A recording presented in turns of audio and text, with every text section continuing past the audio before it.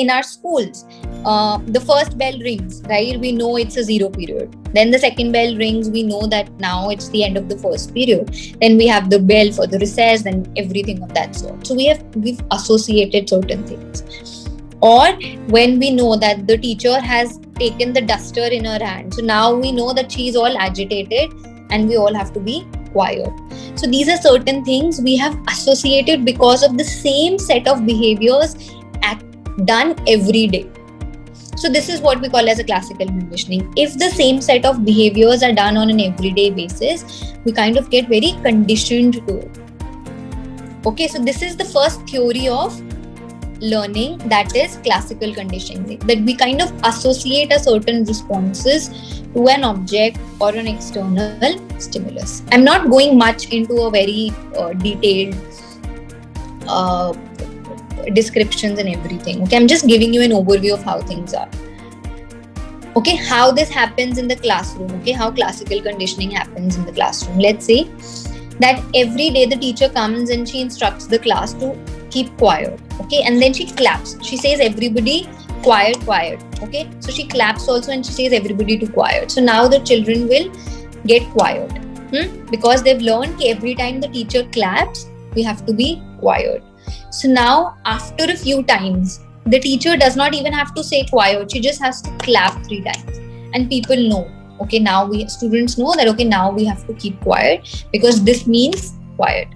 Okay, so this is what we call as a learning by association. Students start to learn certain behaviors by associating it with a set of responses. And their behavior has been conditioned in terms of they will be quiet if they hear claps. Then the second form or then the second theory of behavior learning is operant conditioning. Again, it was given by one of the behaviorists, we call him Skinner. So what did he say is that any behavior can either be increased or decreased based upon what is the consequence of a behavior. Okay, so he said कि किसी भी बंदे ने कोई भी एक action perform किया है, उस action पे the opposite person, whatever the reaction the person will get on his action will determine whether his behavior will increase or decrease.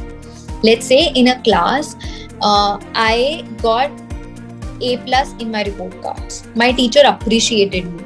She clapped for me. She gave me the certificate. This will reinforce my behavior that next time also I want to perform good so that my teacher appreciates me, so that I get the certificate.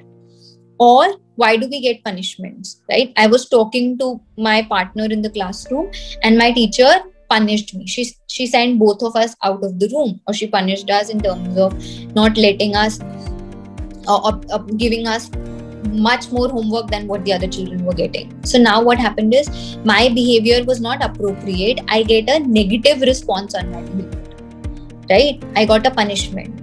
So I know that now I don't have to repeat this thing. So this is second approach of behavior counseling, where we say that whatever the response to a particular behavior will lead to either reinforcement. Reinforcement means the behavior will increase, or it will lead to decrease in a behavior. If you give a punishment, the behavior will decrease.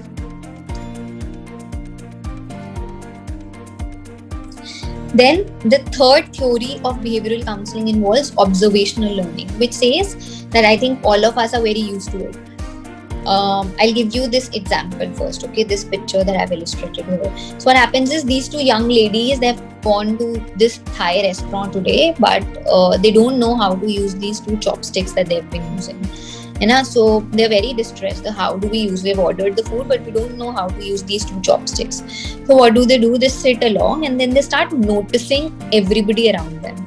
And they see that everybody is using the chopsticks. So they keep on noticing them for a good 10-15 minutes.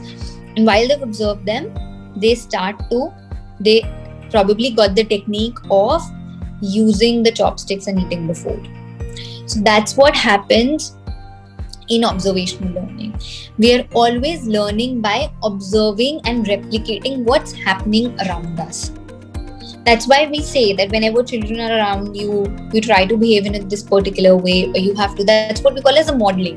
That children or people around us are modeling the way we do things. And that's the third theory of learning, that people learn things by observing and watching things around their immediate environment.